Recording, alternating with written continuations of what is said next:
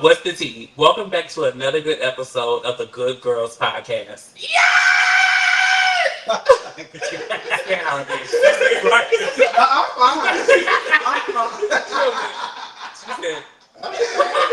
a little bit different.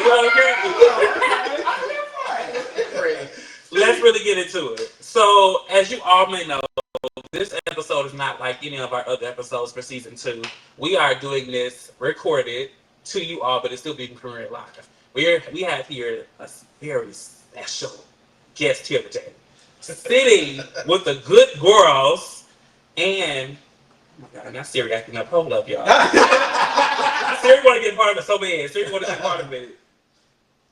Yes, and can definitely say she is one of the goodest girls you'll ever meet. From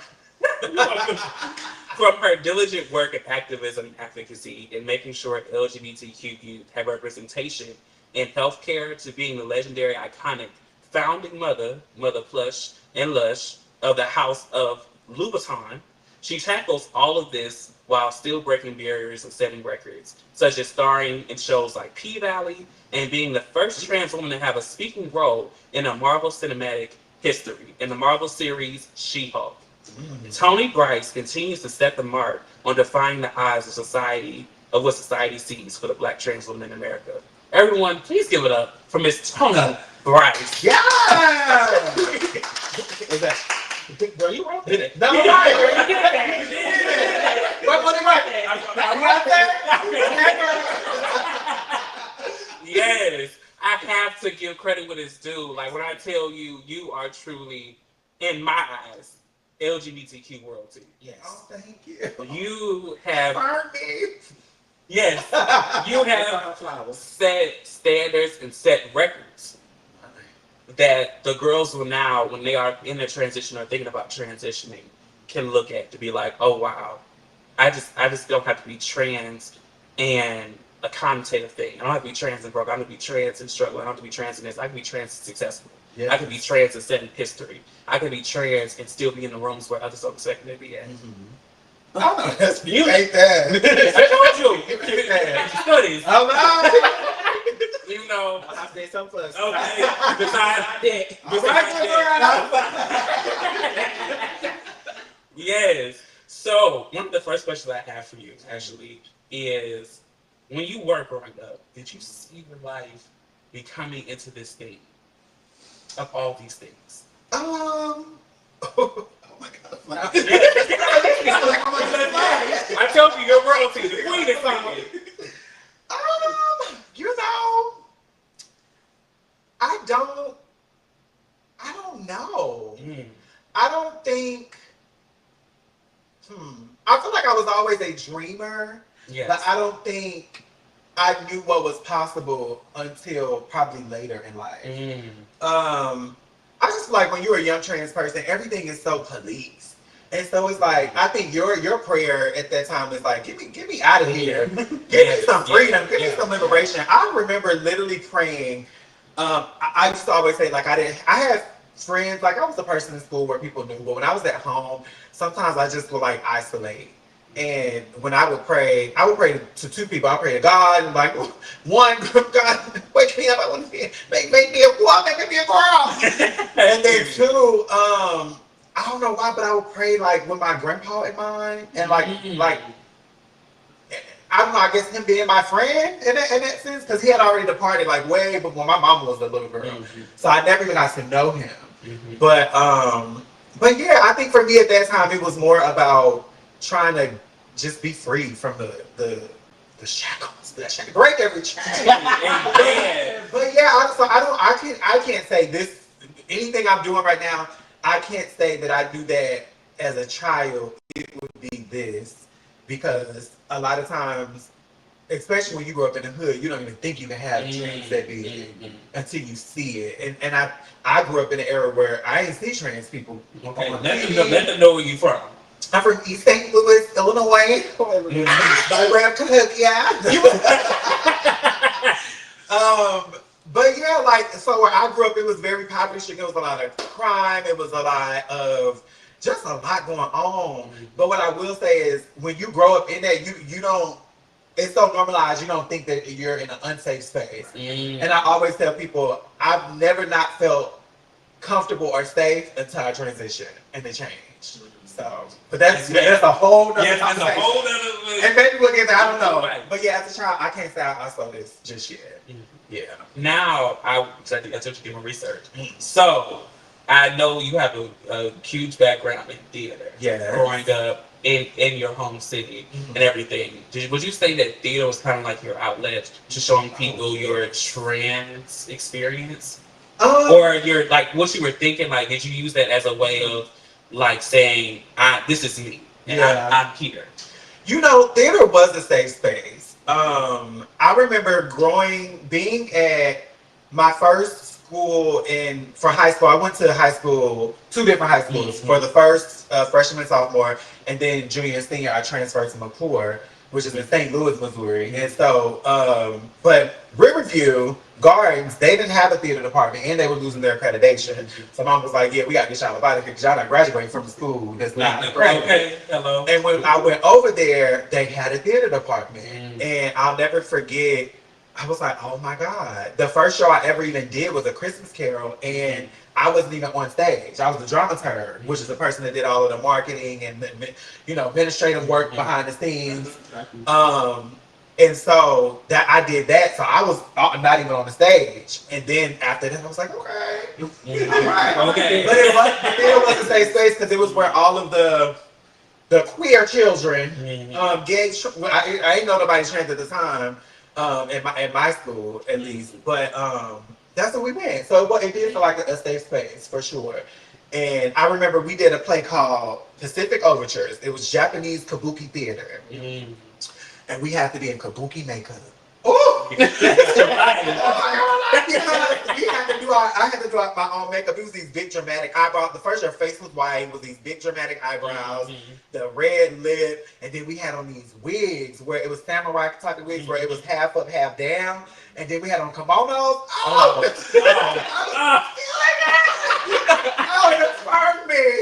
It affirmed me deeply. But yes. Theater was definitely that space for me. And then college was something completely, even more liberating. I'm glad you bring that up. So, you were told by a high school teacher, I think, that you shouldn't even major in theater because it's no point to do it. Yep. I remember I was walking down the hallway, and this was like not freshman, this was senior year. And my teacher was like, Toni, when you go to college, you need to go away. Don't stay, you need to go away because I believe that you can do it. I believe that you'll make it. But he said, don't major in theater because it doesn't pay. I said, oh, okay, all right. And I had ended up auditioning for the New York Conservatory of Dramatic Arts that was in New York. I remember traveling to Kansas City, Missouri, had the audition, and over like 2,000 people auditioned that year, and they only accepted 181 students. And I was one of the 181. I still have my acceptance letter and everything because I couldn't believe that I had achieved that. I was like, am I that happy? Y'all still for me? But I couldn't get in because my family couldn't afford the loan. It was so expensive in New York City. And so what I did was, it was the last SOAR, which that's what Missouri State University called it, SOAR, which is where you go in, tour the school, blah, blah, blah. And my GPA was so high, I didn't even need an NCT score at all. And I went to the last SOAR, I slept in my car overnight, and then I woke up the next morning, moved to my dorm, and then I started college. Now, when I ain't listening all the way, I did go in thinking like, yeah, musical theater. It's gonna be my thing. And then I was like, and his voice just kept replaying. I was like, no, I don't do psychology. I took a psychology class. I said, no, I won't. And then we had a major fair, and that's when I studied hospitality and restaurant administration. I was like, well, I'm a student leader. Because by this time, I was like a year in. Yeah, I was a year in. And I'm a student leader. I was the parliamentarian for the Association of Black Collegians my freshman year, first semester. And so I'm playing events. Let's do this. Let's do this. And boom. That's what I've been with. That's what I've been with. Okay. And, I don't know, Mama's is degree. Well, you know, she is she has her bachelor's of science in hospitality and restaurant administration from Missouri State University. Yes, and I want to touch on that. So literally, what you said, what you majored in that, it truly does fit you. The hospitality part. Now, if you want to have a restaurant, call me because you know we eat around here. Oh, we go eat. I don't know if I can work. Okay, we might set that up later. Right. But the hospitality part, you truly have this aura, this essence, this light about you that does hospitality in a way that is altruistic. Oh, I love that word too. Oh, I just use that word in my keynote. Okay. But yeah, high vibrational. Okay. And for all who don't know, altruistic means doing it without wanting anything in return. And I feel like that's how everybody should live. Everybody don't live like that, unfortunately. Yeah. But you do it in a way. You've been doing it for so many years. How do you truly? Actually, let's stop right there. But I just want to say that. I just want to say that first. You do it well. Thank you. Now let's get into the ballroom version of Toni. My God. How did Mother Plush and Blush come to be a thing? You want the Kiki or the ballroom in general? Let's do the ballroom in general. Okay. Let's do So let me rewind that. The year was 2009. So how do I say this? Like my work in community with HIV prevention, being an actress, ballroom, it all kind of tied together for me that year because when I was in theater, we used to do a lot of shows. We did Pacific. Oh, well, I talked about that. We did Metamorphoses. We did Jesus Christ Superstar. We did Little Shop of Horrors. And I love this Little Shop. And I was a properties fast.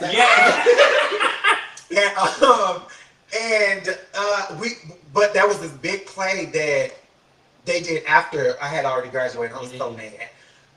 It was called Rent, but I had never seen it. I had never seen it until we were at a graduation. It was the theater kids. We had our graduation. We was over our friend Omega house.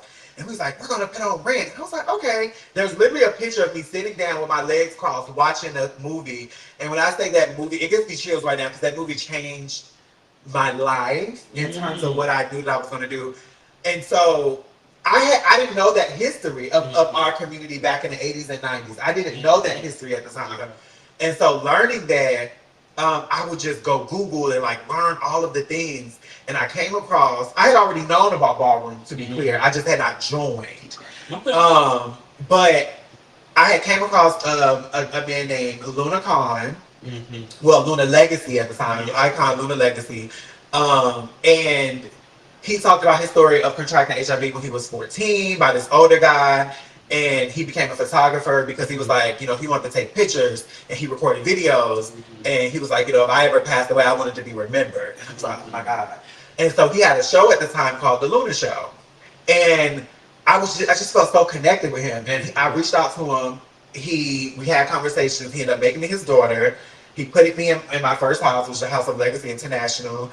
And that's how ballroom started for me. And I did it, but I had not really participated deeply because at the same time I had just graduated high school and in college. So I was like, I got to prioritize this. And ballroom, baby, she was dragging you. Like your thin edge, okay?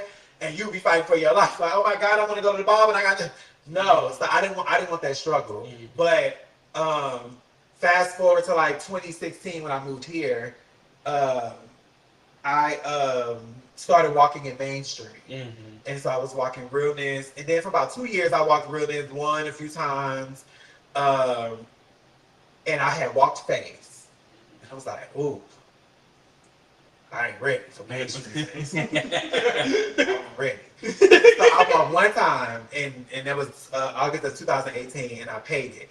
Now, during that time, we had already started the Kiki thing in 2017. And so I had already been walking Face there. So I'm thinking, oh, I'm walking Face here, child. Let me go over here. Cool. Let me come back over. They do not play games. They don't play games. And so that's the mainstream portion. And now I'm back in mainstream and like slowly walking, you know, again and getting back out there. And winning.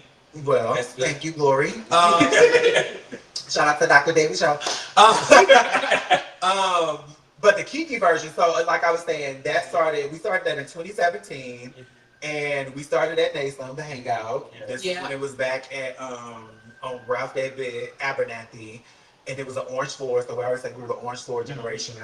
And like when we started, it was Dion and Ike that was like, we're gonna do the Kiki thing. They started recruiting houses. I was a Juicy at the time. Really? Yeah, that was my first house. Juicy? And we Blue ended up throwing a pop-up ball. Andre had a class, and Blue was like, well, the people are already there, so let's do a ball. But after that was technically the first Kiki ball, November 9th, 2017. And then the first actual plan was a ball thrown on December 1st for Roy's. And then we just kind of went from there. I was an executive. I was the vice president on the executive board. After that, we moved to having an alliance. And I was the chair of the alliance from I guess the alliance from, you might as well say 2019 up until now. So vice president of the executive board, chair of the alliance all the way up until 2021.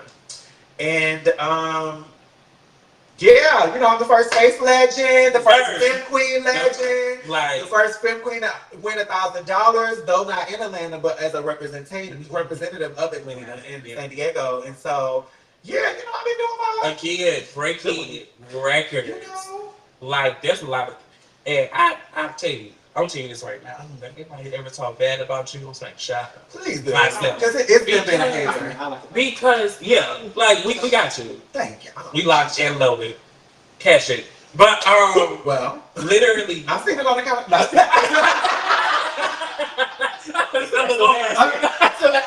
right. You got to have those out here, Georgia. Okay. Stand your ground. Hello. But you really have set so many records for anybody ever talk anything bad about you. You have set so many records, and still, this lady right here will not only support you if you are in her house, but she'll support you in any house that she may be in. She gonna let you. Yeah. Literally, she is going to encourage you no matter what. Yeah. Like there have been times where I would look at her and be like, oh my god, okay, I guess I could be here for a little bit. I guess I can hold it out, because sometimes you're looking at certain balls and I'm just like, oh my god, why am I here? Yeah. You had that epiphany sometimes. When you see the people that's really here, that's really making it worthwhile, it's like, oh. But honestly, thank you for that too, because there has been so many times where I'm like, I'm ready to go. I'm ready. I tell the Louis times all the time, yeah, I'm ready to retire. Y'all got it? Y'all good? But it's something that keeps pulling me back. And I think for this particular thing, being a founding leader of the scene, being the first, not the first, but being a Femme Queen that was from day one all the way up until now, and the only Femme Queen from day one to now, is like, when we were in New York at the Kiki convening, I was telling them, it's like when you birth something, you don't just give it up. And I mean, you could, let somebody else adopt it. Hello, loser. But you're drawn to it, you're connected to it, so it's hard to just like give it up.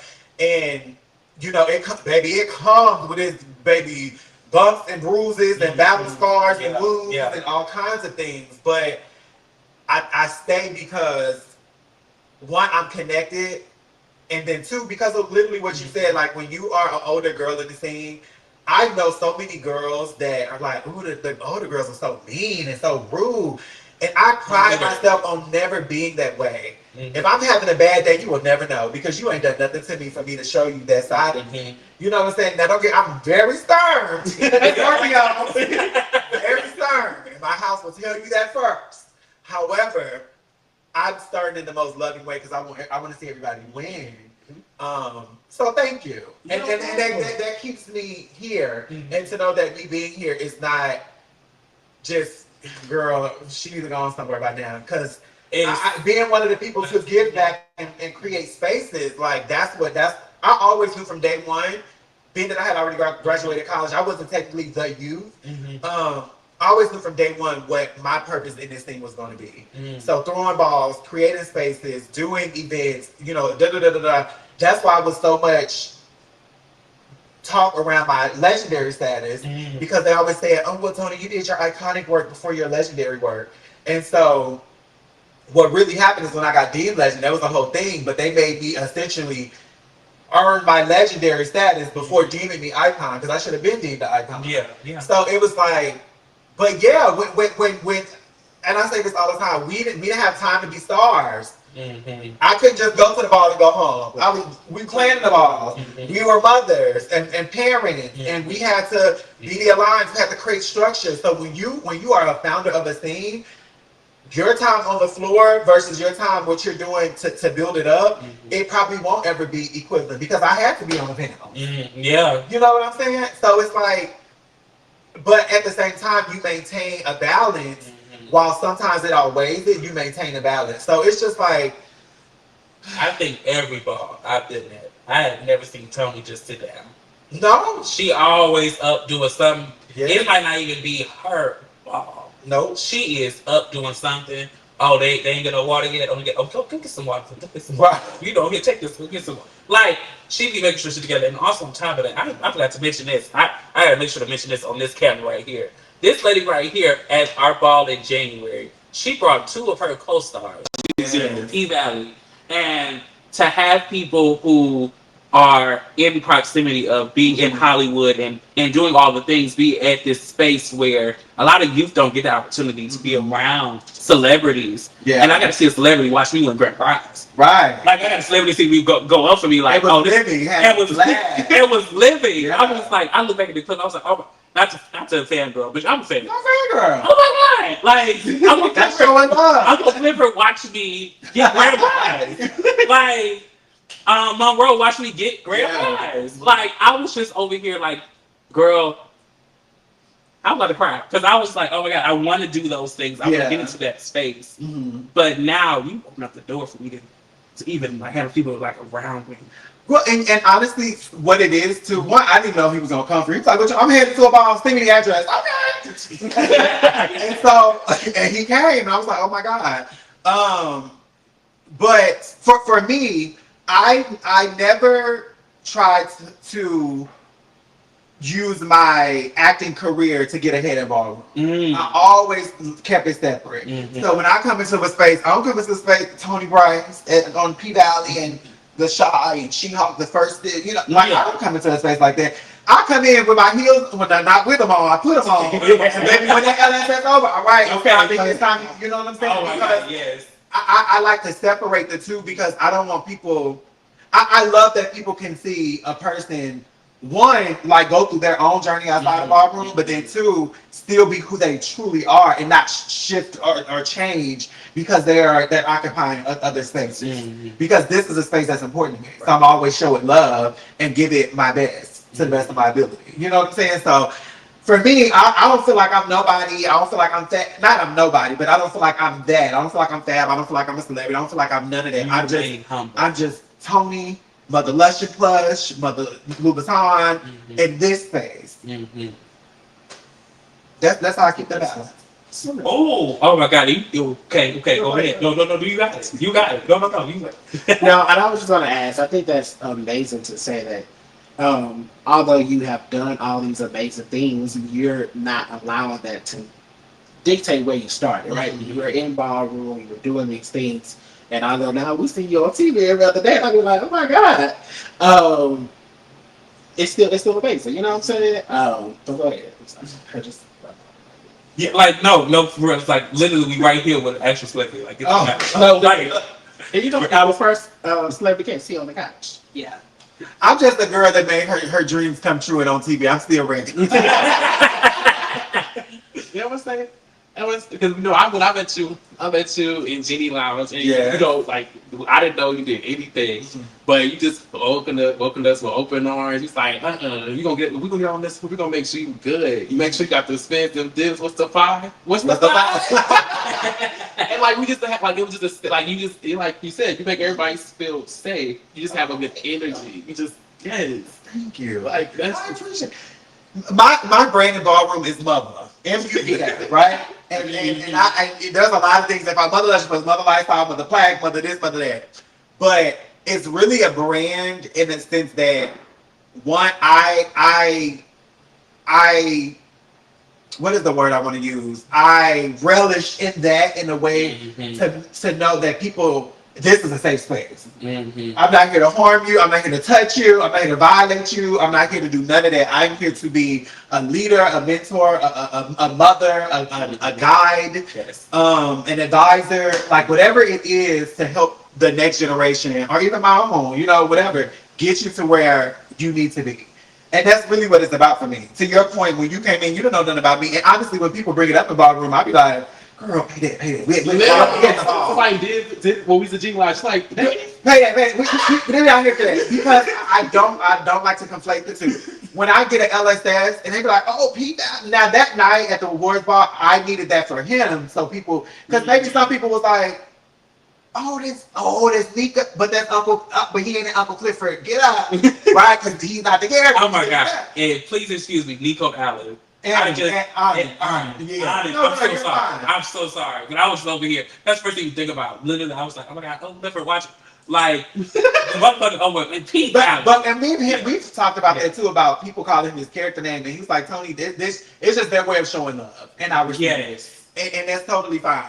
But I don't really like LSS, to be clear. But if I get one, I'm like, tell them why I'm getting the LSS, not the acting shit. The first face action, the first face, the $1,000 winner. Like, I'm getting my ballroom thing. Yeah. Girl, the actors have to kill. But give me my ballroom thing. Yeah. Because if they ain't seen that damn shows, they don't give a fuck. Go, can I go? They don't give a fuck. Anyway, so it's like, let them know in ballroom while I'm here. Why I'm getting this LSS, why this lady is iconic or legendary, why she's important in this moment to be acknowledged. Mm-hmm. That's where I get, like, let them know what I've done here. That's cute. Yeah. Let them know what I've done here. And that's how I like to keep it separate. Yes. So I don't mind when they conflate. I'm like, yeah. But I did want to ask, if you talked about balance, how do you balance all of this? How I ask myself that a lot. I am a person that I've seen so many things in ballroom. Mm-hmm. I've seen girls, you look at them wrong, they leave. I've seen them, you might get too loud in the practice. So it's not to say that I walk on eggshells around people, but what I would say is I always tell my members, I want them to feel seen, heard, and supported. Mm. And anybody that's in close proximity to me, I want them to feel that too. So if I'm tired and I know, I'm like, girl, okay, I'm gonna go. Let me get up. I want people to feel seen, heard, and supported because I know what that feels like to not receive it. So I want to be the person for other people that maybe I didn't always have, and that's I think what keeps it balanced. I did learn in 2021 that balance, yes, but boundaries, healthy boundaries are good. Because I did not have healthy boundaries at all. I was just trying to do so much for community, show up for community in every which way. Child, I was having problems in all aspects of ballroom, from house to chosen to alliance to status, like friendships and ball. It was crazy. 2021 was crazy, but I learned what healthy boundaries look like because those moments taught me that. And so within my boundaries, I also still want people to feel shown up for it. So if I can do it, I'm gonna do it. And if I can't, I'm gonna let you know. I'm just not gonna show up. Yes, ma'am. Yeah. Yes. Did I answer the question? It did. Okay. Not just with ballroom, but I feel like you apply that to everything. Like when it comes to acting, when it comes to you showing your advocacy, your activism, and also being a community service member of your community. Yeah. You have boundaries with each and every single thing. And that's needed. This really is. Especially because you can't, again, in the words of Gladys Knight, I am not your superwoman. Listen, and that is a great point because I used to tell my kids I was trying to be everything to everybody and not giving myself enough. And back when I worked a long time ago when I was in college, I remember my supervisor told me one day, he said, Tony, don't suffer in silence. I said, ooh. Because I feel like the Scorpios, and I don't know if this is a me trait or a Scorpio trait, you are firm. We are very passionate about people. And when we are passionate and we're loyal, and when you get here, you are here until you do something to violate and fuck that up. But once you do that, you don't exist on my side. Yes, good. Unless that relationship really, really meant something to where it's like, ooh, okay, I'm gonna try and give it a second go. But in general, it's just a done deal. Finito. It's done. And I'm talking about your dead grandma. Oh, my God, today. Not for the damn Brandy. No, because that's the inside. Oh my God, today. Cheers to Granny. Whoa. But yeah, definitely, that's how I try to keep it. I think that's a great lesson because I think recently I've had some issues. Like someone told me, you can't pour to other people if your cup empty. Yeah. I just have to realize like you have to balance it out. I always like to say people that are close to my heart, when I care about you, I really, really care about you. Some people call us crazy. But I'll be like, girl, I'm not crazy, I just love you. Yeah. So I'm gonna do whatever I can do for you to support you. But sometimes that means not putting me first. And that means so many other things in life. I'm like, damn. I don't know how to do this and make sure that I go over here and do this, but it's alright, we'll figure it out. Yeah. And I still struggle with it. It's an ongoing struggle, but I'm better than I was back then. Yes. Truly, way better than I was, but it's still a struggle sometimes. I feel that. I'm the same way, but you know, you gotta get. It's a ongoing thing you have to keep reminding yourself. Like, yes, I've done enough. Yes, I am enough. Yeah. Yes, I am. All these things. Yes, people see me as they look up to me. Yeah. However, I want them to look up to me and know that, hey, she had boundaries. Yeah. She had a way with herself that it was like, hey, I'm not about to run myself rampant for nobody. Yeah. You know, because I got to put me first. If I can't put myself first, I'm supposed to be able to serve you the best way I know how. You know, and speaking of all those things, and really like you talk about how it can end up being a struggle. I do want to ask you this. Because you transitioned 10 years ago. 10 years ago. From 10 years ago to now, do you feel like we're going backwards in what people see for trans Black women, or do you feel like we're reversing forward? To be honest, we can never go back.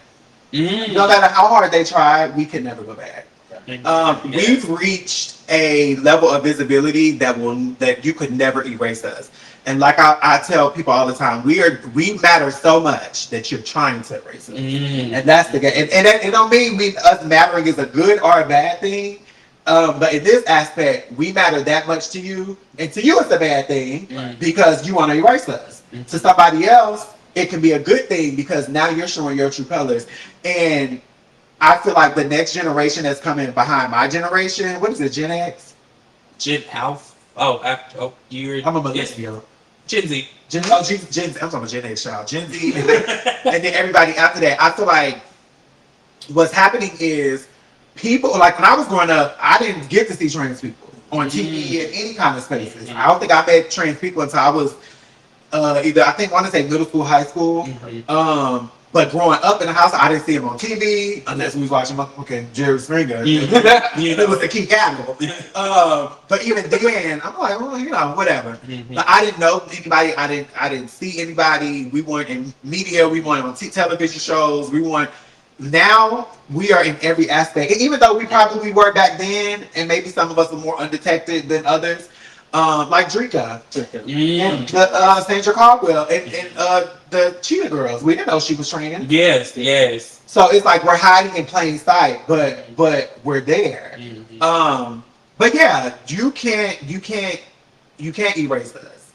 And the fact that they're trying to let us know that we have that much visibility, that we are that seen, that you can't erase us. Oh, that's what I was gonna say. The generations coming behind me, they know trans people now. Trans people in their class, they're their friends.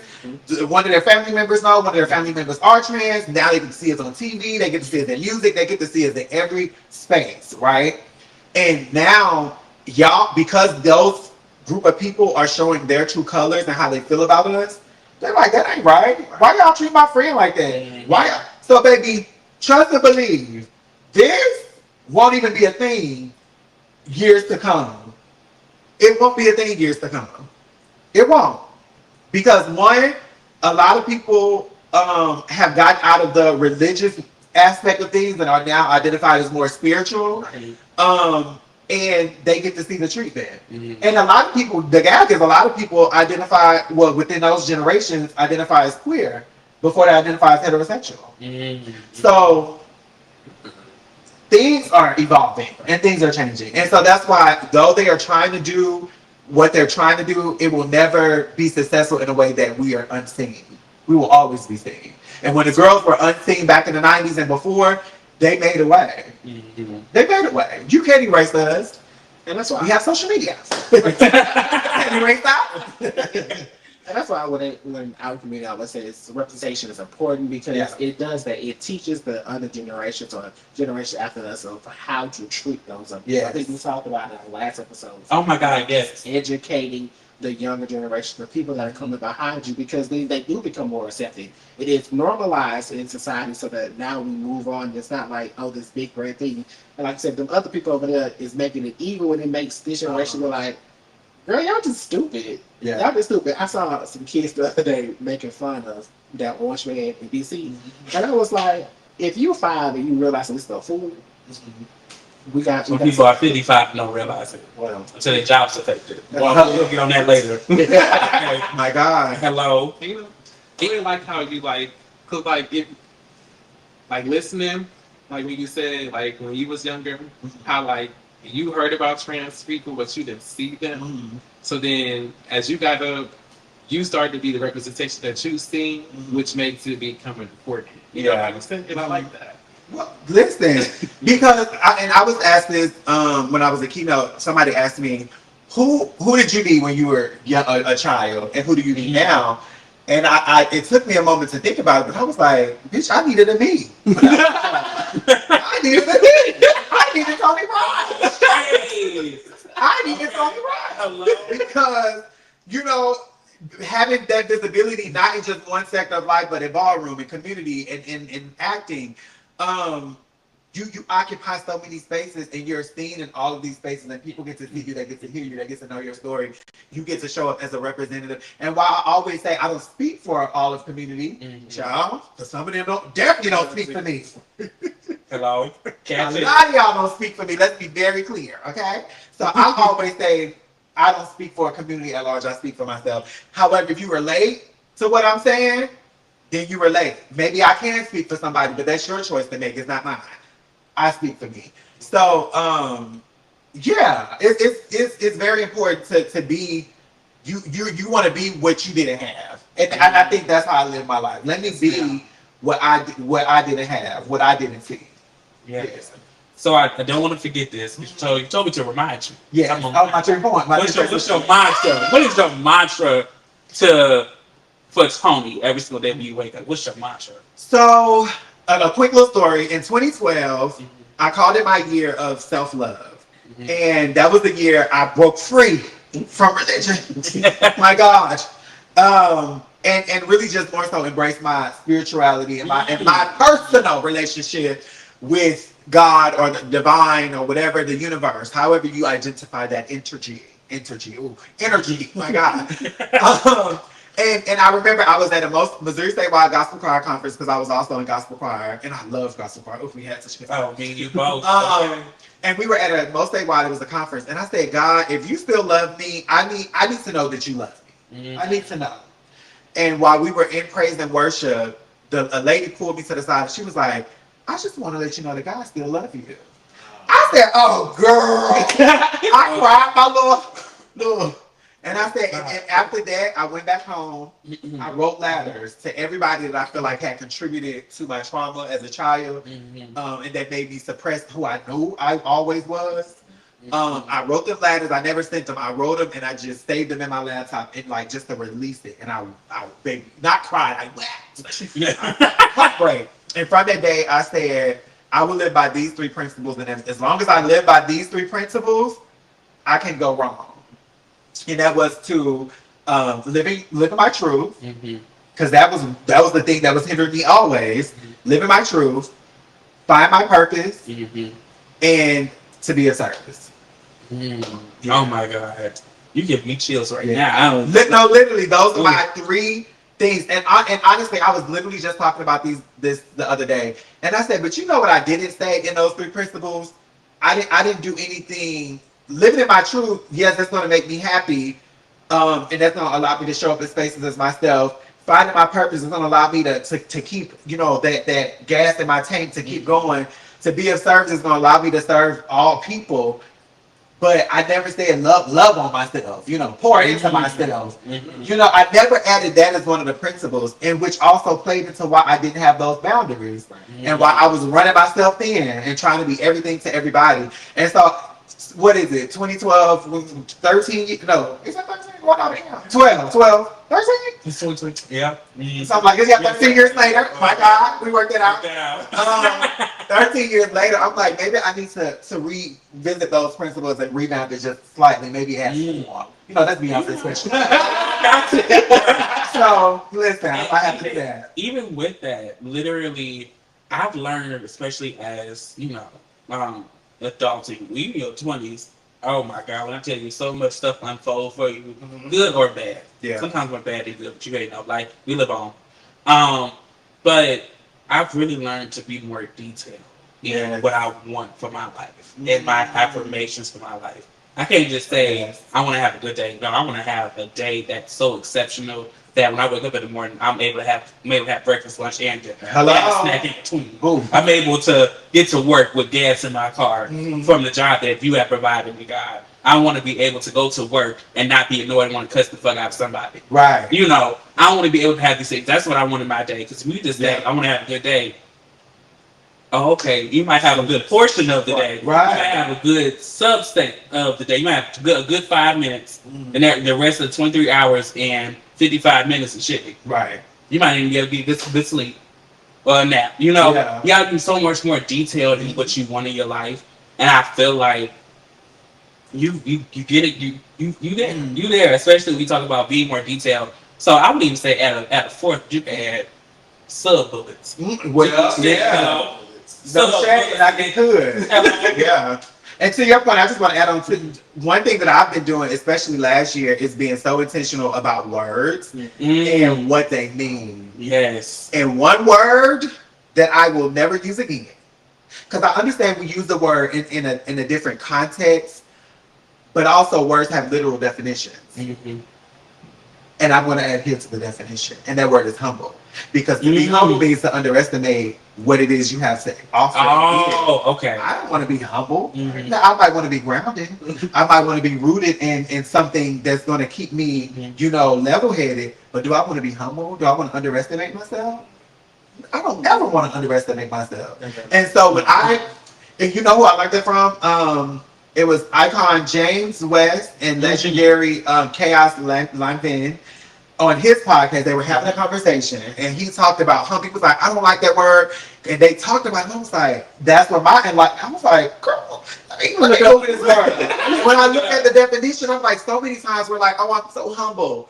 And I'm like, girl, I don't know if they know what that means. I don't want to underestimate my talent, my skill, my power, my visibility, my ability to show up. My ability to know that my presence means something to somebody. I don't want to underestimate that. Especially, no shade. If they say that, for me, I'm a Christian, and if they say skills for Christ, like Christ wasn't humble. Christ knew the power that he had. So if I'm supposed to be something like Christ, I need to be humble. Right. Okay. You look at. Look, I'm telling y'all. She's telling the word. When y'all use it, because sometimes we use words again just out of recycled verbiage, recycled language. Oh, be humble. Humble yourself. Google and define words that you're using that you probably always use and to understand what that real definition is. Because what we do is we have a word that's in the Webster, Merriam, but we use it like it's in the Urban. Okay, work. Catch it. Well, yeah, I don't want to use the Urban. I want to use what the definition is and what it was meant for, because words are powerful. They are. And to be intentional, you have to know what you're saying. You have to know what you're asking for. The power of the tongue is something real. You have to be able to, if you want, you gotta manifest things you want in your life. You can't. That's why when people ask me how I'm doing, I'm always gonna say I'm doing good. Yeah. Because if I say I'm doing terrible, I'm having a terrible day. Oh, God say you having a terrible day. I'm gonna show you what terrible. Child, say that for your parents. Okay, say whatever it is. Tell God, hey, they're not having one of the best days right now. That's the time. But you don't. When you tell them that to others, especially everybody does not always have good intentions about what you want to do. So when you give somebody the satisfaction of knowing that you're shifted because of something going on, whether it be personal, work related, you're giving them power. You don't even know it. Mm-hmm. And you're giving anything that's negative, anything in the atmosphere that can be negative, more power to it rather than empowering your own self. So, girl, listen, child, this is why she's legendary comment queen mother. Go with them words, darling. Okay, change your life. But okay, I got some more questions later. We'll get some tea. Let's shift it because we over here preaching. Nobody need to buy them. Nobody need to buy them. No more tea. No more. Oh, child. Speaking of church, Marvin Sapp told them bitches to close the doors. Close the doors. Close the doors. He repeated it like a hero. Close the doors. Close the doors. That's a fire hazard.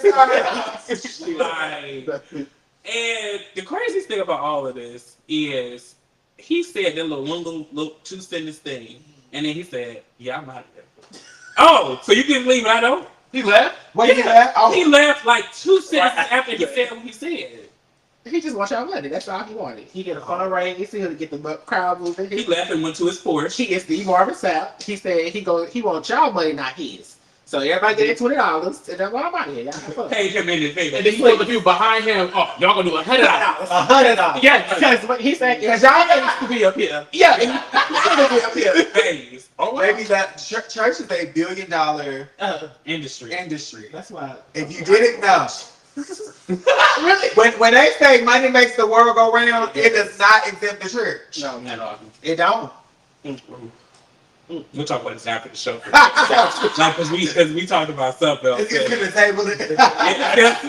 No, not even. Give a sidebar. A little sidebar.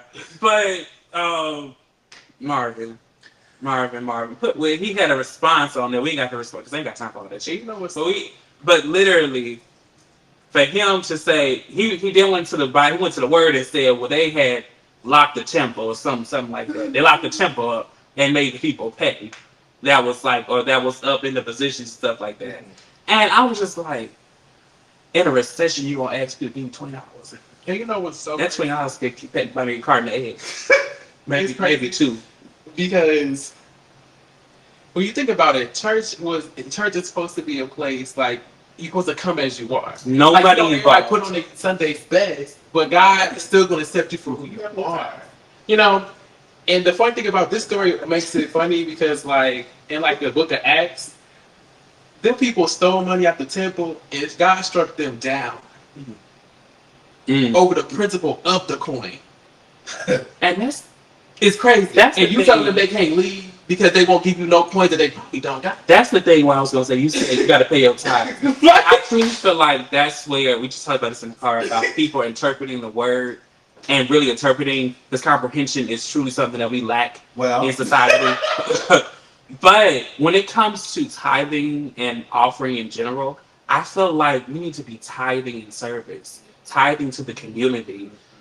$100 ain't gonna do anything to a homeless person, but give them $100 to do something for 2 days, and then they should still be homeless, rather than putting advice or giving someone something to get them into like a transitional housing program, putting the work in to really help them out. When you give somebody $1, what are you really hoping to get from them getting $1? I hope it's giving them a temporary satisfaction.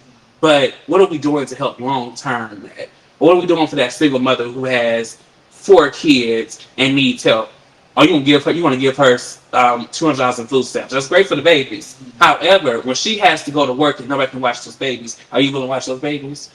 Well, you know, wow, this is what the sheriff let's get y'all the car to go to the interview. You know, not like literally, there's so much things that we could be doing to tithe, and I feel like giving no shade. You give me $5.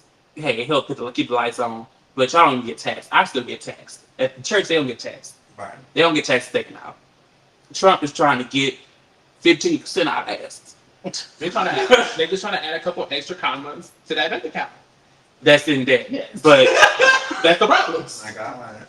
yeah, long story short, let's focus on anything else outside of monetary value. I understand giving $20 a month or something like that, but to shut the doors on the people who serve you, who not serve you but serve God and choose you as their leader of the flock, you shouldn't be like nobody inside no church, because you know me, you know how we get there.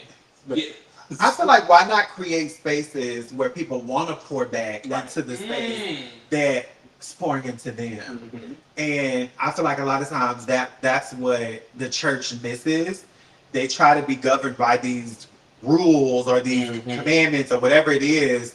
To, if you live right, you're gonna make it to this magical place, and that's fine. But don't scare me into it. Right. Make like let's do this. Don't and, look me up. Yeah, like Looking me to like make me feel comfortable. like to your point, like let's serve. Right. Let's serve. Let's serve. And that's why for me I'm just like I'm baby. It was in church. Boots. I went from I was raised to being an armor bearer for an apostle. Mm-hmm. All right, talk about it.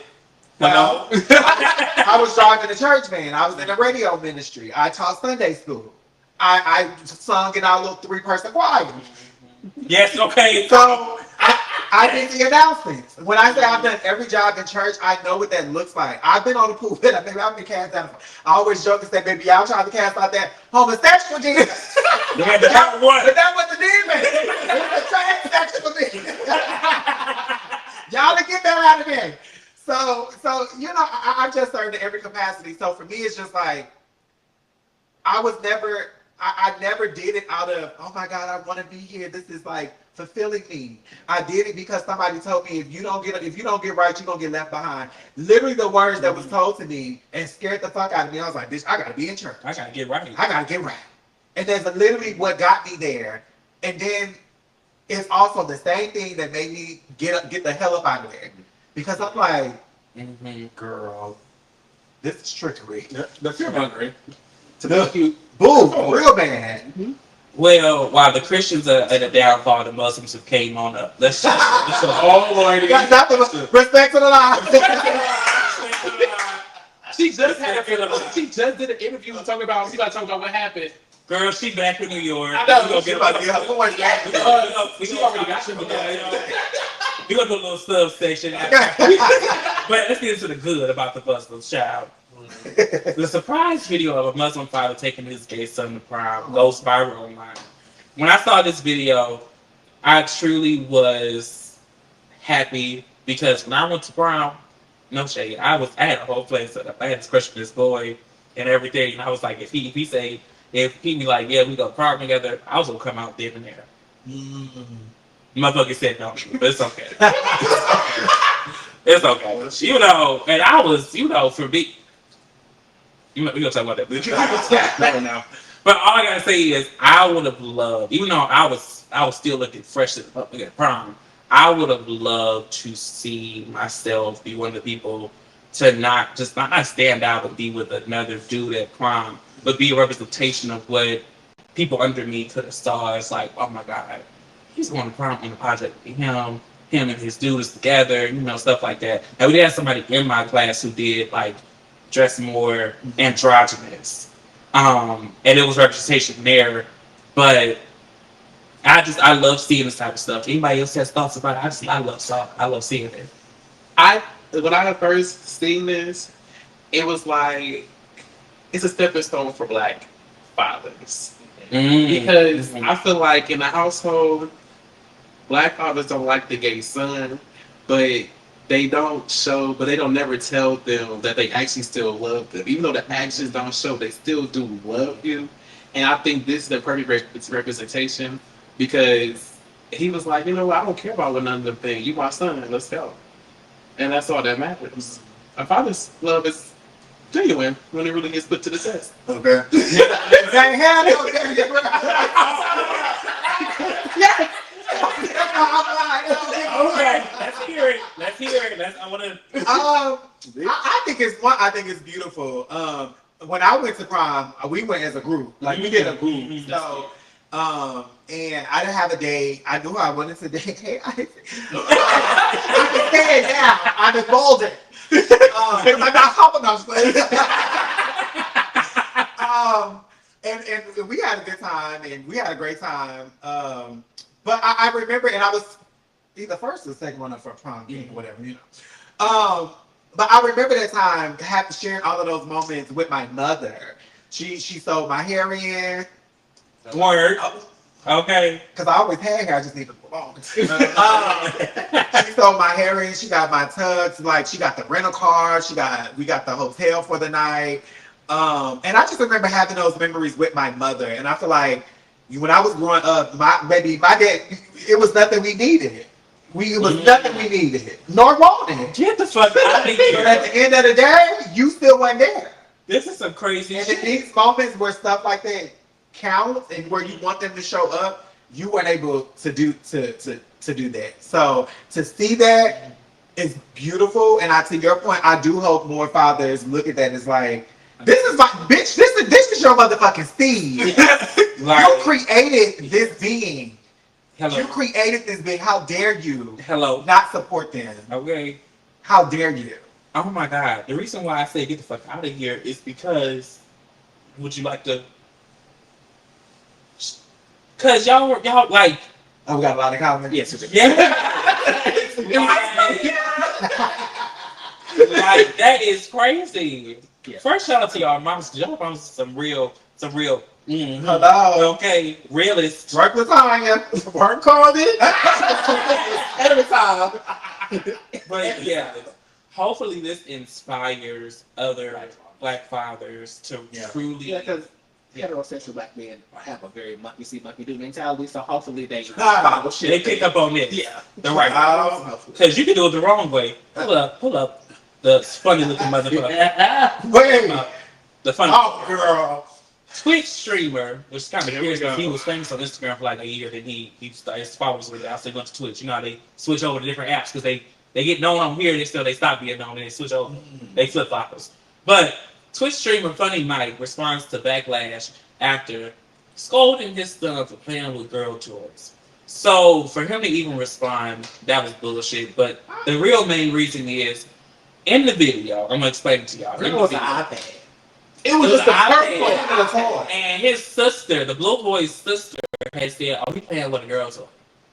Look, bitch ass. Like, they already you little Taylor. They're already starting something that happens already when we're adults. Where it's, I'm sorry, black woman, I'm not sorry. Where the black woman will tell the straight black man that the gay man or the black trans woman that's looking at that straight man, they see, that straight man has an issue with it and starts abusing or starts doing like verbal abuse towards this community. And girl wasn't even looking at you.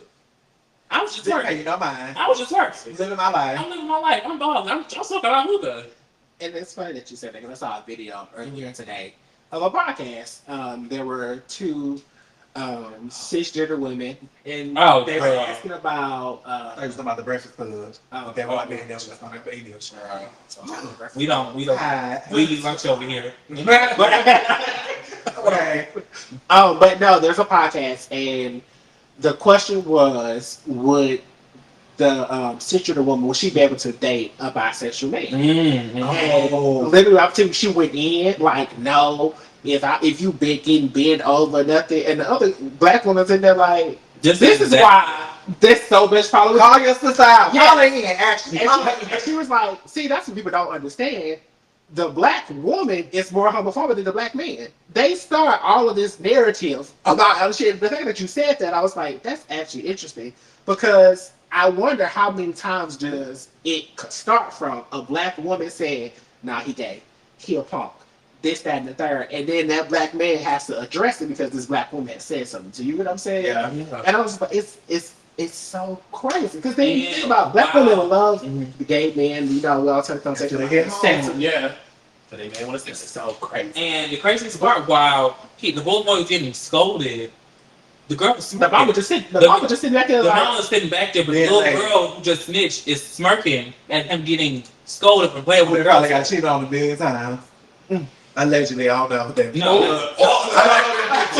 The little sister. Oh, was the one that. I understand the mama. I'm sorry, little sister. I'm not sorry because y'all ain't seen in the back there sitting too. Like he's yelling at the little boy about his iPad. She was sitting there like, and I'm like, girl, you don't want to say that. You don't want to be like, it's turning him into a peg. Literally, he's a peg. A pack of what? I don't know what he meant by that. I'm just me either. I'll turn you into a pack. Yes, that's exactly what he said. I don't know what that is. And you know it ain't nothing. No. That sounds like abuse. Sounds like abuse to me. Here's the thing, right? In the black, in any community, honestly, gender is policed in the womb. When you know you having a male child, baby, that baby child is full of blues. When you know you having a female child, that is full of pink and maybe even purple. And it's like we create we shape our kids' lives before they even get here because of what we have been taught and been recycled. And it's like, so you're a little boy, you gotta play with this. You're a little girl, you gotta play with this. You're a little boy, you can't touch nothing pink, purple, yellow. You got, and it's like, when does it end? Who said colors was associated to a gender? Who made that up? When all of you hoes, let's get into it. Who wore wigs in back in the day? Man, who wore dresses? Man, who wore makeup? Man, who wore heels? Man. So how the fuck do we create this gender construct where men, the patriarchy of it all, is doing any and everything they want to do, and now we come down to present day. Now it's all of a sudden the issue. So, and I learned something here. I learned something. And the icon. Stay with me on this road. A lot of times, people will support or they'll be there for something when it's not at level or when it's not matching up to it. So, hey, a woman will support a drag queen all day because that drag queen doesn't have the beauty or the beautification of it. And when that drag queen started looking too fishy, she tried to be like a woman. She tried to be like a woman. White people do the same thing when it comes to black people or any other minority that wants to that truly levels up. Not cultural appropriate. It's womanly appropriate. Okay. You are appropriating womanhood. How dare you? White people do the same thing. White people will literally be like, oh my God, I just had this happen to me. No shit, I'm going to use myself as an example because bitches are mad.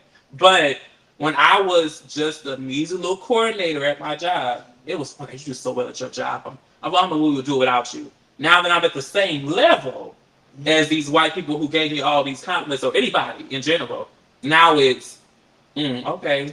Like, there's no applause. There's no status, like no gratis towards me no more because now we're at the same level. So now you feel like you're being afflicted or you feel like you're being in a competition. When it's no competition, baby, it's room for everybody. It's room for everybody. And this especially you, I know. That's truly what... That's truly what's happening here. Like, they see that we are now in these spaces of succession, in these spaces of wealth, where we have millionaires and billionaires who are LGBTQ. I said billionaires, so I was being shady, but we shut up. Catch it. No comment. But my industry. I'm sorry. It's okay, they ain't casting me yet. I'm sorry. But anyway, and now they don't see us as this fun little toy to play with. They see us now as the same thing as them, which is crazy because, bitch, I'm a human. I am a person. And it takes them to see that, oh, this bitch knocked you off your pedestal, so now you want to now have competition with me. And baby, you should have been in the race. You know what's so crazy? I'll go back to what you said about humble. Low key, I feel like the LGBTQ people be humble in the beginnings of wherever they are. But then as they begin to embrace themselves and know who they are, that's when the light starts to shine and everybody else don't matter. Yeah. Because now I already knew who I was, but now that you affirm that who I am, let me just show you what I can do. You can't get mad at something that you helped create. And I always say when I walk on sets, a lot of times, you know, especially in this climate of being trans and you know, they're casting whatever. Oh, I made it here. Like we walk in, not we, some of them walk in with this, oh, I'm so happy to be here. I don't want to rustle with these fellas. I don't want to be difficult. No, I'm happy to be here and bitch don't try me. Because the creator of the show put me here. Right. And she wouldn't put me in no unsafe space. So if I feel unsafe, I'm gonna let her know. Then she gonna let you. So it's in your best interest. It's in your best interest to do right by me the first time. That's what has to happen. It has to happen because I was just talking to my mom about this.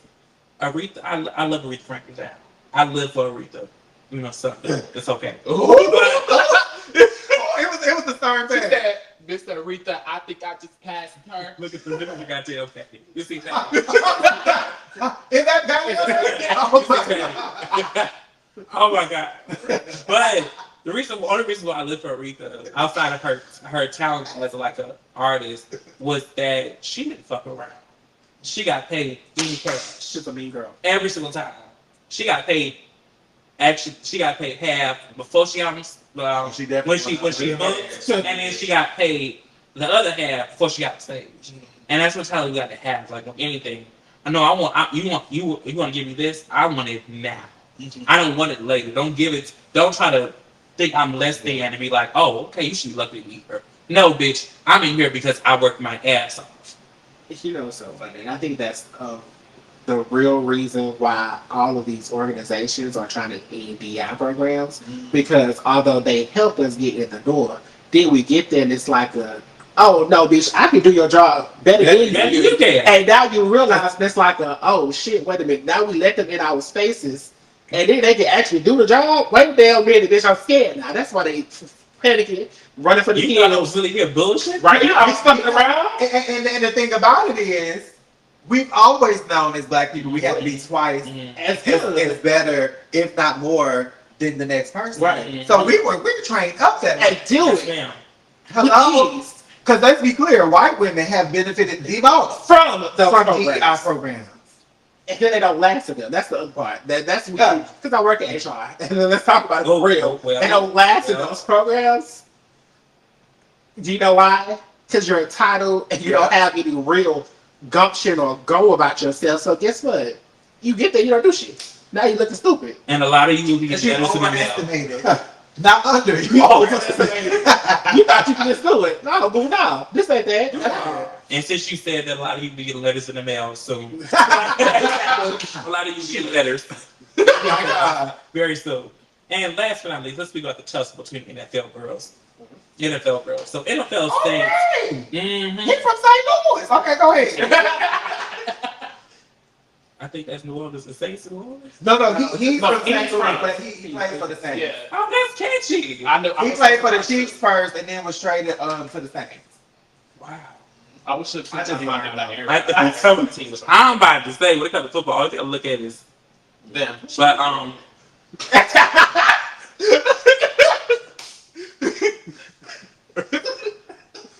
Child like that man was running track. Yeah. But anyway, NFL Saints, Kalen Saunders launched LGBTQ. He's in the process of launching one LGBTQ friendly youth football camp because there are no shade. There's a lot of gay people in the NFL that's closeted, or a lot of people who may be of the community who play really good football. No shade. Let's just talk. Shout out to Michael Sam. Michael Sam, yes. Who was also from St. Louis. Okay. Yes. He was the first. He was the first openly gay football player. Yeah. He had a white husband. We'll talk about that later. You can't win them all. You can't win them all. Oh my god. Why everybody? We just want black. We want possibility bottles. Okay. Let's be clear. Like, I want to put you on my dish board. And I can't work Beyonce and Jay-Z. But literally, from this, he said he spoke about it in the end. Antonio Brown had something to say. Oh. His wife so bad, girl. Antonio. Yes. So about baddies? Of course he has something to say. He's a MAGA Republican. Girl. A what? A MAGA Trumper. Girl, real Trumpy. Oh. Down. Hey, You know. It's ridiculous. But what he say? I'm sorry. You know. We basically called him like all these gay slurs and said that he like, you know, all this shit on Twitter. All these, I'm not even gonna say that shit on here. I'm not. But he said all these gay slurs, mental slurs to the man. They was going at it on Twitter. My whole thing is, what the fuck does that have to do with shit? You weren't gonna be at the camp? No. So why did they comment? They hate that people create safe spaces for you, the LGBTQIA plus youth. That's what they hate because they want to see us all, and that's why when it comes to the butch queens, it's in your best interest to support the girls because they're gonna always come for y'all names. Yeah. And then after that, interracial girls, well, black girls, period. But then you interracial girls. Cause oh my god, like let's talk about that. I truly don't understand the beef between black butch queens and black trans women. Like I truly don't get the shit. What you gonna be for? I'm looking. You got beef for the girls. I'm looking for. Yeah, I know. I'm looking for. I'm looking for an answer because I got an answer for some of them. Maybe it's not a whole answer for everything. Butch queens, well, some butch queens are gay men are butch queens. Mm-hmm. They tried their best to live in these traditional beliefs. Mm-hmm. And I'm like, and I always say, girl, your very existence goes against what your belief system says you should be. You're an abomination, darling. You're going where I'm going. Mm-hmm. So how dare you operate out of that in a nasty, mean way towards the girls? Because some of us, I've never had a manhood. I don't know what that is. Shout out to the people that did. But how dare you be nasty and rude to the girls because they took an extra step and actually discovered who they truly were? Because a lot of people felt like that was a lot. When I asked my family when I was young, like, did y'all think this was? No, we just thought she was gay. You know why you just thought I was gay? Because y'all had never seen the trans person to understand what it was. Y'all think every person that's feminine is just going to be gay or whatever. No, bitch. I am who I am. And a lot of them hate that because to me, I feel like to be anything LGBTQIA plus is you living in your freedom and liberation. And you don't always feel it because of society, but you within yourself, when you zone on all of that, bitch, I am living in my truth. I'm happy. I'm me. I'm free. I ain't gotta hide. I ain't gotta be in a closet, whatever. Now, when you get out that closet, girl, you open that door, it's a whole bunch of bullshit, so be prepared. But I do feel like a lot of them live in that traditional mindset of like, oh, girl, y'all going too far. Y'all did too much. And it's like, girl, you want to be them so bad, they will never accept you. And I was just like, they will never accept you. I think it's human nature. It's human nature for people to, there has to be somebody under you. You know what I'm saying? And I think that's a lot of the issue there, to your point. Like, y'all went a step too far. Rather for me, that's why I say, so what you looking for? That's white people. Anything white, girl, I'm sorry, girl. That's what's beneath me. You don't see it. I don't see it. I can't. I just. But that's what my sister's. No, it's my sister, and her struggles are my struggle, and I'm here to support. And I'm just like, girl. But I've seen those conversations, especially when they're like Maddie, and I'm looking. She was like, girl.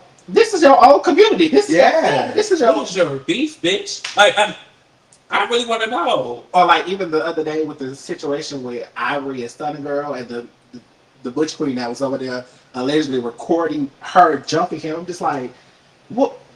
Why are you in the middle of this? These girls is fighting you. Now you make this whole thing. I don't get it. I don't get it. I did this little exercise at my when I did the keynote at NACAN, and it was. So I basically asked a bunch of questions, and you stand up. Once you stand up, you stay up. You know, stand up if you're black, stand up if you're trans, stand up if you're queer, stand up if you work in the HIV prevention world, stand up if you are, you know, affected by this current administration. So once everybody was standing up, I'm like, now let's all say, I matter. Turn to your neighbor and say, you matter. And then we collectively say, we matter, right? I say, but y'all see everybody standing up. And have y'all ever heard the phrase, none of us are free until we're all free. This is what it looked like. So if we know this to be true, why are we always fighting against each other? Our fight is intersectional. And you telling me that I'm still a man with a wig on, that's not productive. No, not. Because baby, I'm still going to be whatever it is you think I am, unapologetically. Ain't going nowhere. And a lot of times, like you say he's off Trump, right? Tell me what Brown do. It's a MAGA. Oh, boo. Everybody that's MAGA that's black is broke or struggling. Ray J is struggling. Antonio Brown struggling. Well, Benny Carson struggling. look at all the MAGA states. They're the lowest in every state. Louisiana. Baby, I will never forget. It was, and I don't know if y'all have talked about this, but it was a oh my God, this lady, it was a legislative thing. This news lady had got this governor together. I want to say it was Louisiana. It was one of the states. She was like, y'all have decided to make trans issues an issue when y'all at the bottom of education. Girl, other And that's literally what she said. Y'all, and he said, well, I didn't make it an issue. Girl, so you skipped over the part where you are at last in education. Oh, okay, got it. Gotcha. Heard you. Word. This shit is just something. The fact that they got up to you, let you know that it was a problem with the legislation. It's like, what? Y'all got bigger fish to fry, my daughter. Well, shout out to Kayla Saunders. Keep doing what you're doing. You need to go to this podcast, come over there and broadcast a little bit. Yeah. And also, go ahead. Like I think it's a good thing as well, because I feel like I feel like the LGBT, well, I'm just gonna say gay men in general. I feel like we are very athletic people. Some people just don't let you shine because they already deem you what you are. Oh, that's a gay boy. Don't let him join the team. Don't do that. We can't be with him. He gonna mess up the form. He gonna mess up the image. That's the problem. She is the form. like, I was gonna say another thing to put this in context too. Do y'all know Cam Saunders? Mm-hmm. So, he danced for Taylor Swift. Yes. The big boy. Yes. That's his brother. And so they're siblings, right? They do look alike. Yeah, they're siblings. And so for him to and I don't know their relationship, but based on social media, like they have a really close relationship. So I'm like, for you to know that you have a brother that's within the community, and then for you to know that you have, this is what I'm talking, use your motherfucking privilege. Use your privilege. Use your privilege. Use your privilege. If you have the power, use it for good. And this is what it looks like. So shout out to Caitlin. Yes. Yes. I love it. And shout out to St. Louis. Okay. Respect to the Louis. And speaking of opening up things and having resources for the girls. Wow. If we would not be the Gworls podcast, so we don't talk about T.S. Madison. The T.S. Madison Starter House opened up on Trans Day of Visibility. And you see the CS, you see her in her, in her nasty piece, with a done by Jameson, more than likely. Shout out to you, T.S. Madison. I'm so proud of you. Yeah. We're so proud of you. Like I always say, T.S. Madison is truly one of those girls that just gets it. And she not only, she's going to say she's rich. She's rich. However, she's going to use her wealth to open up doors for the ones who aren't there yet. And I gotta, let me scoot on over this way. You real good girls, T.S. Madison. Like, I know we good girls with it, but you real good girls with the T.S. Can you tell us a little bit about, like, I know you were sort of part of it as far as knowing that she was going to do this, and also with their days before the actual opening. So how can you say, like, this is really going to help? How do you feel about how this is going to help so many younger trans women? Well, one, I think, so two things. First, congratulations to T.S. Madison. Also, congratulations to my sisters, Dominique Morgan and my mom, Elise, because they were also the driving force behind organizing this and making it happen. And it's powered by Nason as well. So when you were talking about earlier, like when it comes to like being of service to people, like giving, like how do you ensure that you might get money, but how are they going to help somebody get out of homelessness, right? That's what that looks like. Yes. You create spaces, you create these opportunities for people. One, you become a possibility model. That's one. Because before that, she made she made the money to get that, right? So being in that space shows a possibility, Milo, that I can be where I am, but I can also one day make it to get this. So for her to offer her own home, I think that's one is dope. And then for what she's doing for Black trans women, especially in Atlanta, because believe it or not, working, I don't come from, but working in the non-for-profit world, a lot of these organizations have been so heavily centered around MSM. Men who have sex with men, and leaving the girls out, right? We go into those spaces because we're always going to be in close proximity because we're community, right? But they've always been leaving us out. And so I feel like this is one, if not the first, but one of the first things that I know in my own mind, in my knowledge, that's catered and centering Black trans girls, specifically who are trying to, I don't know if it's exclusively sex work, who are trying to get out of sex work, and or if it's incarceration. That part I'm not clear about, so we'd have to look online. But I know it's for Black trans. Like that's what I do now. Okay. Okay. That's what I do now. So shout out to y'all. Okay. I can't wait for it to open for the girls, whoever the first girls are to get housed and all of that good stuff. If you need further information too, you can go to NASEMinc.org. I believe it is either NASEM.org or NASEMinc.org, and you can get all the information on start out. Yes, and we'll make sure to have a link in our description as well.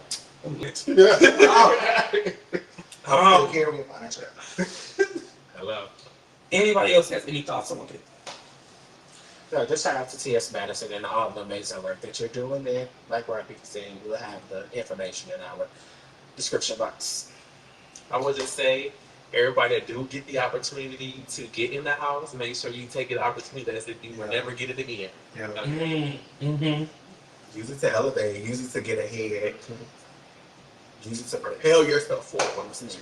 Shout out to you, TS. We love you down here at the Good Girls Podcast. We got one of your good girls up in here. You next, girl. Yeah, get the TS on here. Okay. Get the TS on here. You know, again, she like Aretha. You gotta pay her. we gotta have fun. If you want to donate to the Good Girls, get the TS open. Okay. Go to my. I'm just fucking with y'all. I'm not gonna close the doors on y'all. I'm not gonna close the doors. I'm not close the doors. But yeah, shout out to you, TS. We love you down. And last but not least, not last, because we got two more things. Well, speaking of T.S. Madison, turn this up. Bitty, bitty, bitty, bitty, bitty, bitty, bitty, bitty, bum, bum. Selena was Puerto Rican? No, Myrtle was. No, Myrtle. What the kind of flavor was Puerto Rican? My God, today. Ray-Con. Yes. Well, Yolanda Saldivar, play bitch, is still in prison. They denied her parole 30 years after the murder of Selena Quintanilla Perez. I got it right. Barry, come on, let's go to that Spanish 202, baby. Okay. But yes, and her death had just, her memoriam of her death just passed too. Yeah. So, talk about her timing. Yeah, because she got denied. Because even if she was going to get out of jail, no, somebody's going to get her ass. Either way, so I think they're actually helping her. They're saving her. Child, the fact that she could survive this long ending. It's crazy. No, literally. Because the girl, let me tell y'all, the girl, Selena was that girl. She was. And the gag still is. We're still talking about this lady to this day. That's how you know how impactful you were. And to be honest, credit to the movie. Because I think a lot of people probably wouldn't know, especially our generation after specifically, because she would have passed like when we were much younger. Yes. So, and depending on where you are from, like you probably wasn't listening to that type of music anyway. But child, so she's an icon. Literally, Selena is the Mexican Whitney Houston. Why is that video of Martin when he he said, "Don't put me on no picture of Whitney Houston." Don't put me on Whitney Houston. My dad asked about the same why, because she gone. I was trying to think out the the Mexican Aaliyah. Why did she go?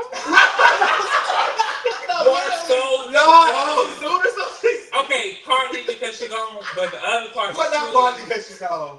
I would say Aaliyah. I'm not gonna. Okay, but Aaliyah and Selena both are very young girls. Both very successful. Like they didn't have to have a group in the 90s. In the 90s, girls it was grouped down. They were solo acts and truly grew. They were very young girls and grew into their craft and truly became like princesses of this or queens of this. And then they both, they both passed away when they really felt their true love. Hashtag gone too soon. They were not. They just, same way I'll sing. What is that one song? I'll sing 4-Page Letter. I'll sing Dreaming of You the same exact way. And that was one of the songs where she crossed over. Mm-hmm. She did. She was trying to get over here. She did one take on that song, and if y'all who don't know, Selena was pregnant while she was singing that song. She was. That's why those Shady Long should have got double murder because she was pregnant. Mm-hmm. Oh. And you're right in the movie. It did. Oh, you're right. Word. Nowhere. No shade. J-Lo deserved. That was Oscar level performance. But us was still like. You know. Because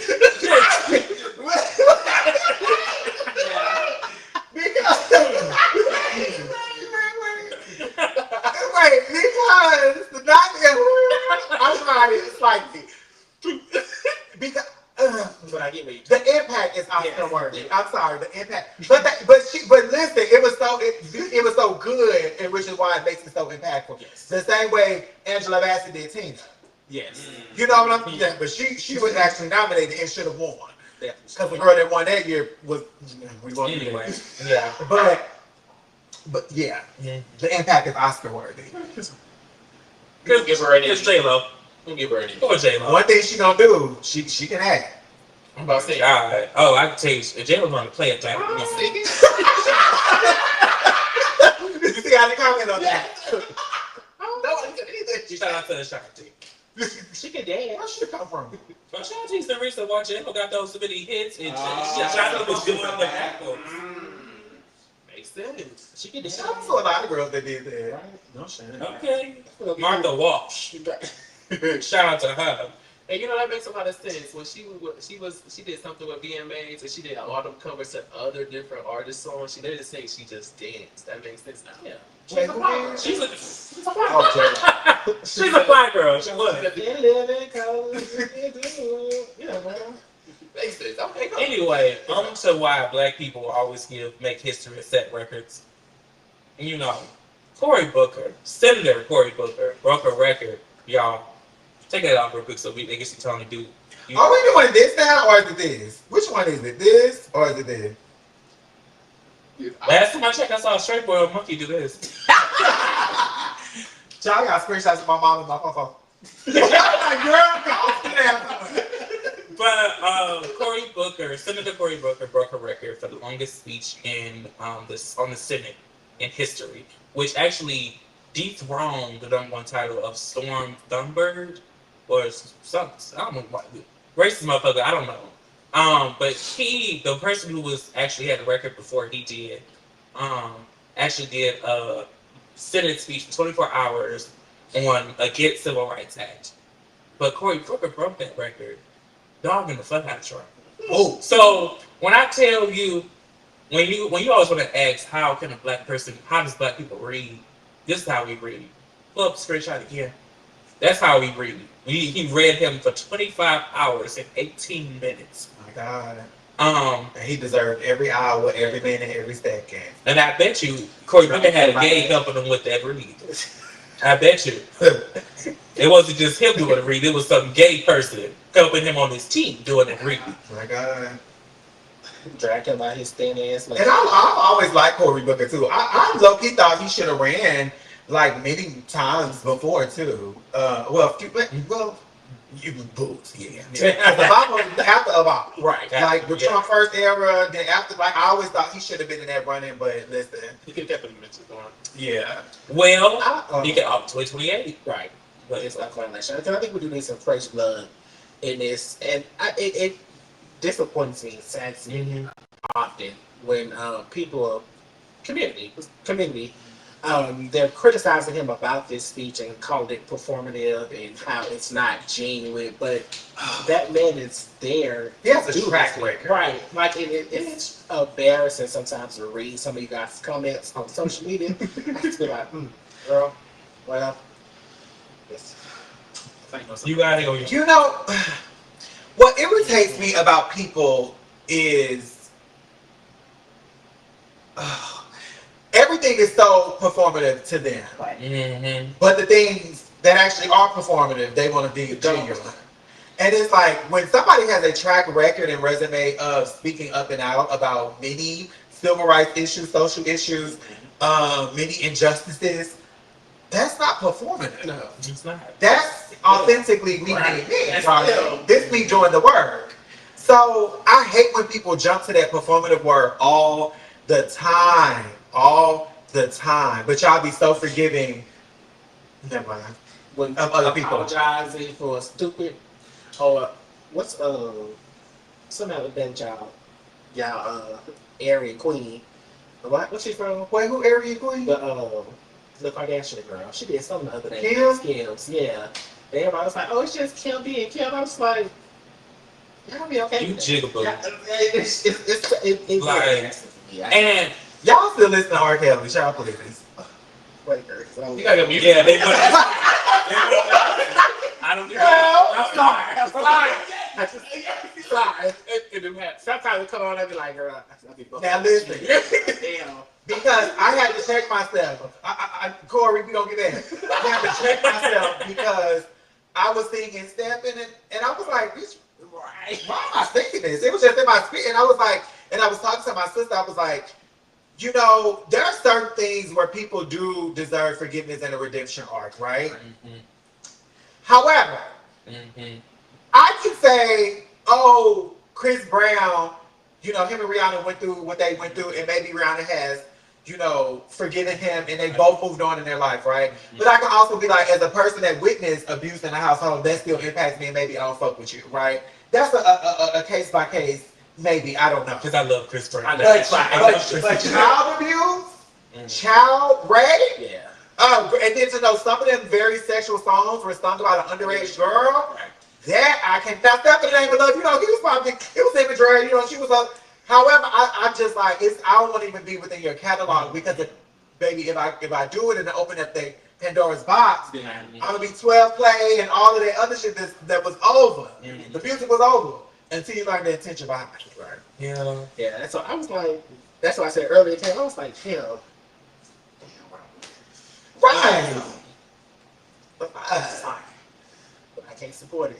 Just like Miss Kanye, can't support her either. Right? No. Oh, yeah. Her mega ass. I'm so sorry. I can actually say that I never was Kanye fan. I love niggas in Paris. That's about it. I was just about to say It's the niggas in Paris. I don't like the white dude. You know. Because the nigga Johnson, she said fam on that. Yeah. What was that song? Jesus. That had me the choco for living. Okay. Oh, get out here. Get out here. Workout song. Niggas in Paris. Workout song. What's that? Workout song. Oh, I ain't saying you a gold digger. Okay. That's all I know. I got Okay. No, I agree. That's it. You got 5 songs, but still, I'm gonna. You got 5 songs, just like Kanye. But anyway, Kind of got one song. Huh? Oh, no, she got my name. So excited. So excited. You know, she also like her and Janet Jackson. You know, she wasn't in the video. Jump on the She said jump on the D. Oh, They sampled it. Jump on the D. You know, and that's about it. I think it's 3 there. That's 3. Let's try Yum Yum. Yum Yum Stars. Who just sing the song today? Yum Yum Stars is good. My neck, my She ain't that for us to talk about the shit. Oh, shit. Sorry, I'm talking. And I hate that she had to go that far with it because it's like, bitch, I like your music. I like to twerk down to some of it. Hello? But Count.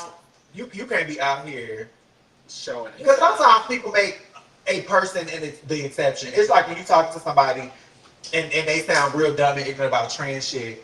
Oh, but I ain't talking about you. You're the exception. Bitch, you do not realize that I'm one of a bigger community, right. And if you don't say that about me, you still are saying that about me. Please, I'm getting that ass. Boo. But shout out to Cory Booker for really, Senator Cory Booker for you doing this. I hope that you run for 2028. We really, what I would love to see, this is just me, a perfect world, because we're not, is Cory Booker be run for president and Kamala Harris be VP. I would live. Can she run for that again? Because she started one term. Got it. No, there's not term limitations on. Really? Learn something new every day. If somebody wants to appoint you to the vice presidentship, yeah, that's what you choose to run with. Then. I feel like them two niggas would tear shit up. And I'd be there for it. In a good way. I live for how they've been replaying all of her clips too. Now and telling you everything that they do. Y'all didn't want to black woman in NXT, but now y'all gagging. Yes, I will. What's he says? I will vote for now he's in Big Party. Oh, y'all ass. Taking away green card status and everything, and it's horrific, to be quite honest. It's terrible. However, a hard head will make a soft ass. My mom always told me. No shit. And every day I see why we did not just rebel against slavery. Because there's always going to be some coon, jigaboo ass nigga that's going to just always say some stupid shit. So to everybody who said this is performative, MLK was performative. Sojourner Truth was performative. Now, I'm just saying, with the way no, wait, God damn it, with the way people think shit up. If things are don't punch me. But Harriet Tubman was performative. All these performative acts are the reason why you get to sit on your fucking iPhone 14 or 12. Or probably 8, maybe. If you talk shit about something like this. But you get to steal your iPhone or any type of phone that you are, go on your social media with 200 followers and talk shit about somebody. Or none. Because they be my pages. They talk to themselves. They most dumb as shit, but shout out to you, Cory Booker. For sure. I've always, when I came into the know of who Cory Booker was, I've always enjoyed him. And AOC too. Yes, she be shaking. I live for her. And baby Miss Jasmine, baby be shaking the tables all day. She could be a good vice president for him. Oh no! I don't think they go. Baby, and it's not. It's only because they're not ready for her mouth. Okay, like up in a black woman, that mouth. Like she. But the thing about it is, that's what we need. We need that. We need that. You need that. We need that. And I will say this, just lost my chance about that. It's okay. But let's get back on to Nyjah Robinson, because we was gonna talk about that earlier. Oh, that's the last thing on Nyjah. Respect to the law. Respect to the law. Respect to the law. Respect to the law. Respect to the law. Respect for the law. She's back in New York City. Bundle, darling. Bust down. Bundle. Nails done. You see, all you see her is the name brand stuff. I wasn't locked up. I was in Pakistan, and then I was in Dubai for a month, and now we're back in New York. Do y'all have plans to go back to Pakistan? Everybody's going to come here. I bet you are, darling. I bet you won't be leaving and going back over there, because they're going to be able to see your ass, girl. You had a fab moment. Okay. Hey. Oh my fucking God. Oh Jesus. Oh, she's gonna start saying the name in vain. But no, she's doing a scheme over there. Girl. She know her ass is locked up. If she actually got away with it, that's what happened. They got so sick of her ass in that jail. They said, when you were threatening the man with the cigarette, who was that? She said, oh, that was my driver. I was like, oh. That was my driver. She's probably up in the Dubai jail and it's like, y'all gonna give me steak and lobster or more. Or I'm not. When I say to be a disruptor in 2025 and to go on social media and do it. Like, oh my God. It's so sad to me that she was able to do that. And at the same time, so fucking scary. I'm like, girl, you want to get you over there? Girl, you want your hijab, this thing, but baby, you talking real reckless. They will snatch you. And girl, after she made that video in Dubai, we ain't see her no more. I know. That's what it is. She okay? popped up. She literally just popped up. She just Pop the rock. No, yeah, they about to have this thing on. She about to be on the wheel. She about to be on. This thing about to be everywhere. And it was sad that she did disappear and now reappear because now she about to make her coin. Oh, she's about to make her coin. But you know they told her not to say some stuff. You know they told her some stuff not to do. Child, she about to be on the Breakfast Club and everything. Oh, child. Oh, my Lord. She is. God help that episode. But that brings us to our end of this episode. To the season. Of this one? To the season. Oh. No, baby. This is premiering. I'm gonna cut this out, but this is premiering on May 10th. Oh, okay. On May 10th. Not in Taurus season. Oh. Fire. Are you a Taurus? It's okay. It's only when I'm romantically involved. I can't stand their ass.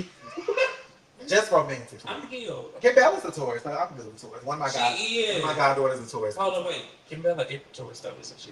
No, she's a May Taurus. May 22nd. My goddaughter Johnny. Oh, she's Gemini. Oh, that's Gemini. Oh, so Taurus stop on the 21st. 20th. Oh, that makes sense. She is Gemini down. This is technically my birthday episode. This is my birthday episode. When is your birthday? May 13th. Oh, word. Well, happy birthday to you. Happy birthday to you. Yeah. She's a singer too. Oh, I was in a choir for a reason. Multiple voices. But I appreciate you so much for being here, especially on my birthday episode. Like literally, this is the present alone that I am going to cherish forever. Oh, I truly do appreciate you. I'm glad you did. She said that I had fun. Oh. Yeah. Work MC that. Come on. But we appreciate you up here at the Gworls podcast. Well, thank you so much for being here. We do have a this or that we always do with our guests. Like that. So with the recent change in weather in Atlanta, the problem has moved my ass. Mine too. Ooh, child, that's why I'm over here doing all of that because it's been digging. So I want to ask y'all a question.